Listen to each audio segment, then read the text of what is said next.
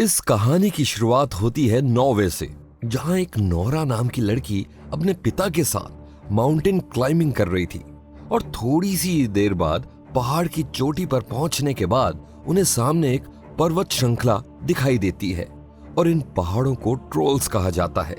इसके बाद नोरा के पिता उसे इन पहाड़ों की कहानी सुनाते हैं कि कैसे एक बार 13 ट्रोल्स एक शादी में गए और ज्यादा नशा करने की वजह से उन्हें समय का पता ही नहीं चला, और जब थोड़े समय बाद वहां सूरज निकलता है तो वो सभी पत्थर बन जाते हैं और उन पत्थरों ने आज पहाड़ों की शक्ल ले ली है।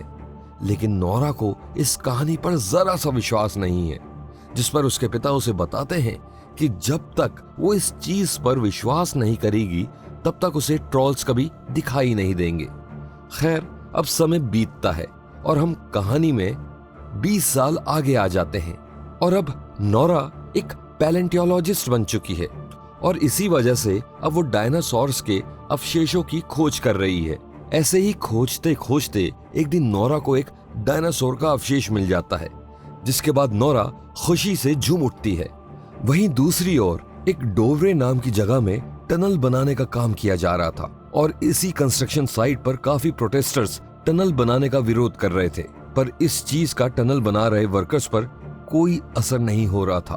और तभी कुछ वर्कर्स टनल के अंदर बॉम्ब लगाकर उसे फोड़ देते हैं।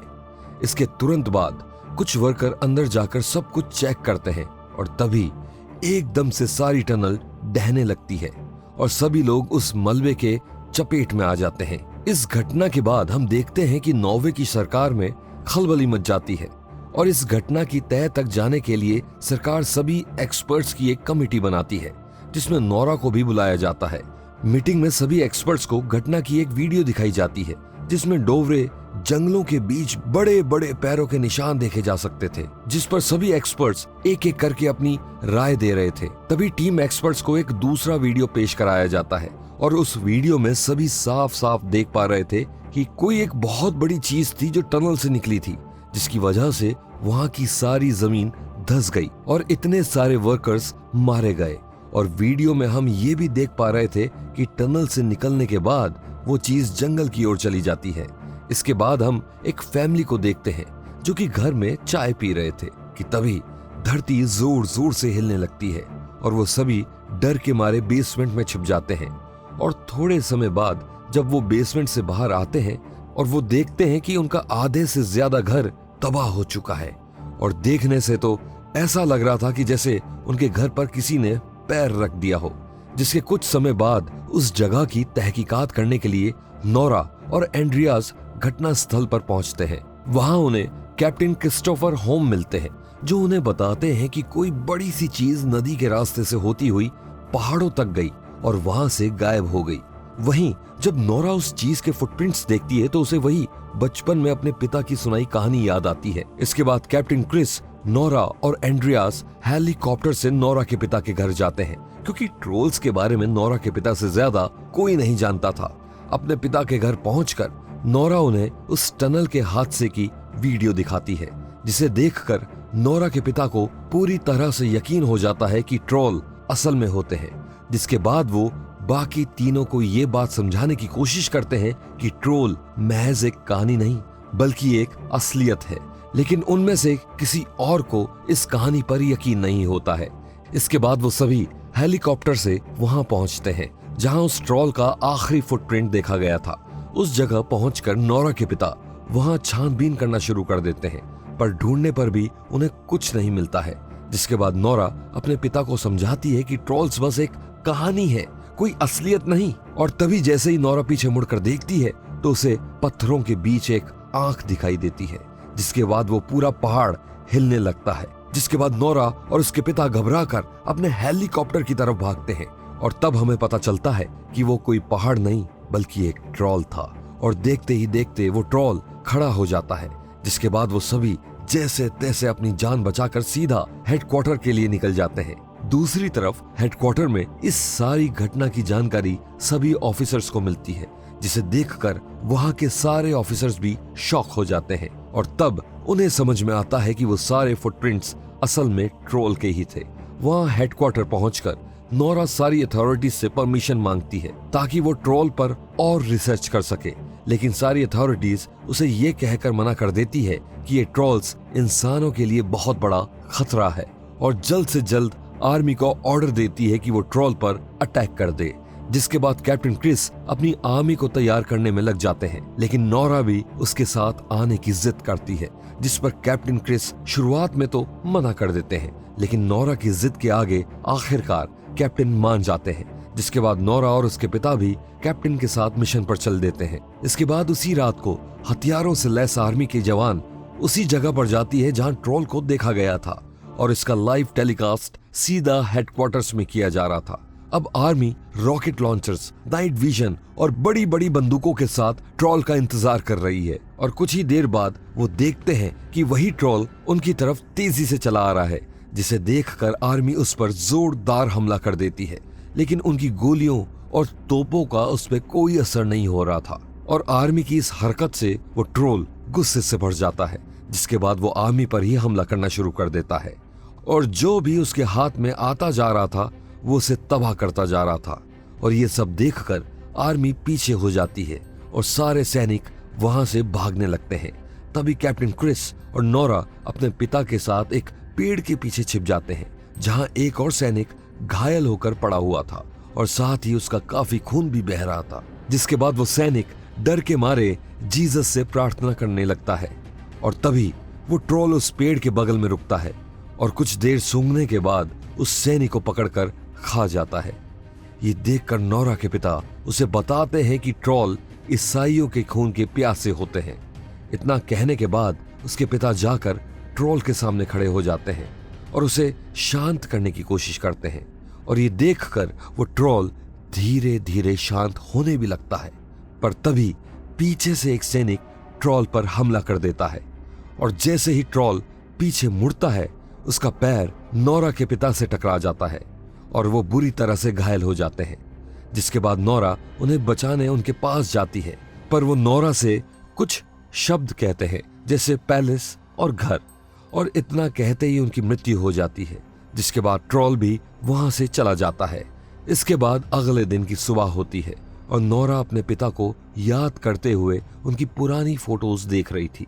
साथ ही उसके पास उसके पिता की एक बुक थी जिसमें से ट्रोल के बारे में नोरा को काफी जानकारी मिलती है, जहां नोरा देखती है कि एक बुक में एक फोटो है जिसमें एक चर्च के बाहर कुछ बड़े बड़े पत्थर पड़े हुए थे।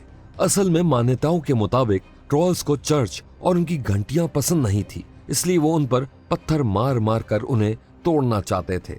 इसके बाद नोरा एक प्लान बनाती है जिसे उस ट्रोल को उन घंटियों की मदद से शहर से दूर ले जाया जा सके।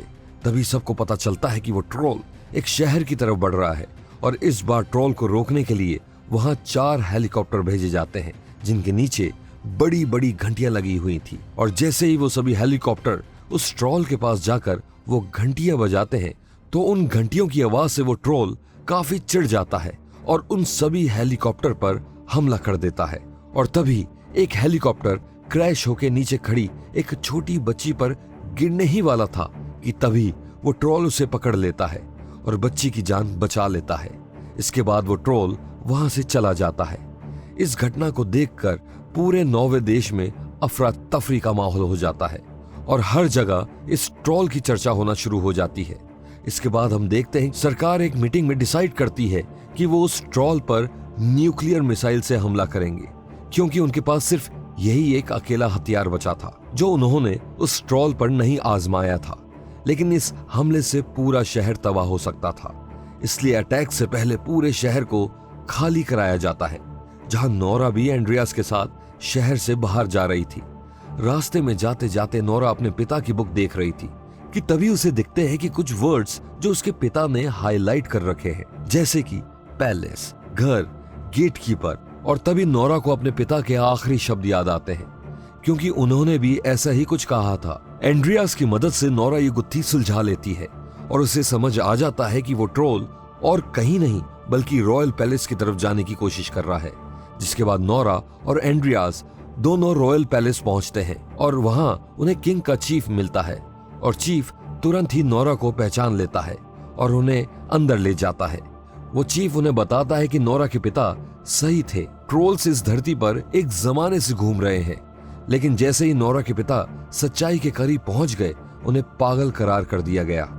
इसके बाद चीफ उन्हें एक गुफा में लेकर जाता है जहां कई सारे ट्रोल्स के बड़े बड़े कंकाल पड़े हुए थे, और वो उन्हें बताता है कि पहले ये सोचा जाता था कि किसी दूसरे के सिंहासन की जगह पर अगर वो अपना सिंहासन बनाया जाए तो बरकत मिलती है।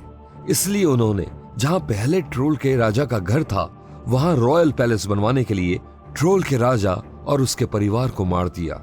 चीफ बताता है कि ट्रोल का सिर्फ एक छोटा बच्चा जिंदा बच गया था और शायद वही अब वापस रॉयल पैलेस की ओर बढ़ रहा है।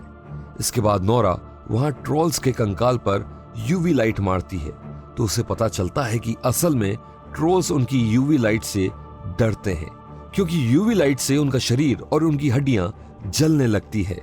इस बात को जानकर नोरा एक प्लान बनाती है। नोरा उस गुफा से एक कंकाल की खोपड़ी उठाकर एक गाड़ी के पीछे बांध देती है और वो पैलेस की तरफ बढ़ रहे ट्रोल के सामने से निकल जाती है। ट्रोल वो खोपड़ी देखकर बहुत गुस्सा हो जाता है और नोरा का पीछा करने लगता है, पर गाड़ी तेज चलने की वजह से वो कंकाल नीचे गिर जाता है। ट्रोल उस कंकाल को उठाता है, लेकिन गलती से उससे वो कंकाल टूट जाता है, जिसके बाद ट्रोल और भी गुस्सा हो जाता है और नोरा का पीछा करने लगता है। नोरा का पीछा करते करते वो एक ग्राउंड में पहुंचता है जहां कैप्टन क्रिस बहुत सारी यूवी लाइट्स के साथ तैयार खड़े थे, और जैसे ही कैप्टन वो यूवी लाइट्स ऑन करते हैं वैसे ही वो ट्रोल उससे जलने लगता है। पर ट्रोल को जलता देख नोरा को बुरा लगता है और वो सोचती है कि ट्रोल किसी इंसान का बुरा नहीं चाहता था, वो बस अपने घर जाना चाहता था। इसलिए नोरा सारी यूवी लाइट्स बंद कर देती है और ट्रोल के पास जाकर उसे समझाती है कि वो वापस पहाड़ों में चला जाए जहां वो सेफ है, वरना यहां इंसान उसे जीने नहीं देंगे। नोरा के समझाते समझाते वहां सुबह हो जाती है और जैसे ही सूरज की किरणें ट्रोल पर पड़ती है वो पत्थर में तब्दील होने लगता है और वहीं गिरकर मर जाता है।